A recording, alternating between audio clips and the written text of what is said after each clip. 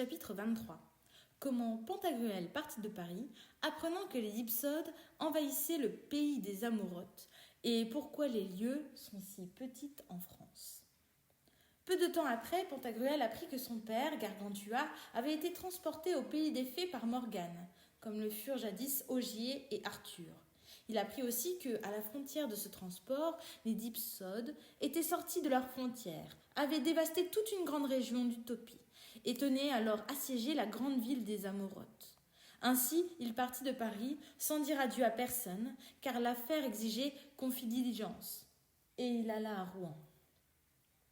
Or, en chemin, Pantagruel, voyant que les lieux de France étaient vraiment trop petites comparées à celles des autres pays, en demanda la cause et la raison à Panurge, qui lui dit une histoire que raconte le moine Marot du Lac, dans Les gestes des rois de Canard, en ces termes.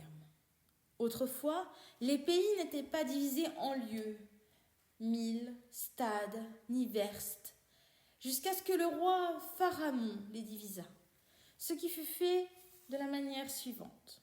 Il prit dans Paris 100 beaux compagnons, jeunes et hardis, bien déterminés, et 100 belles filles de Picardie, les fit bien traiter et bien soigner pendant 8 jours, puis les appela, donna à chacun sa chacune, avec une bonne somme d'argent pour les dépenses, en leur ordonnant d'aller en divers endroits, par-ci, par-là, et de mettre une pierre à tous les endroits où ils biscotteraient leurs filles, et cela ferait une lieue.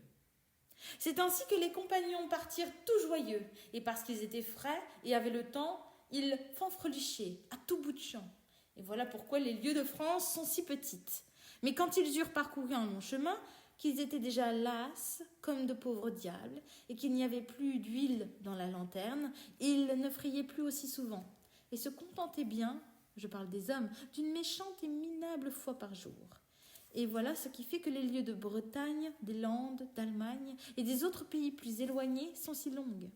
Les autres donnent d'autres raisons, mais celle-là me semble la meilleure. Pantagruel adhéra pleinement à cette explication. Partant de Rouen, ils arrivèrent à Honfleur, où Pantagruel, Panurge, Épistémon, Eustène et Carpalime se mirent en mer.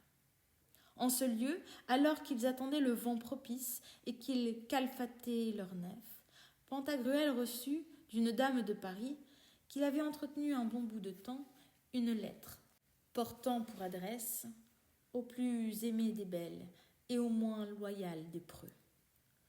P.N.T.G.R.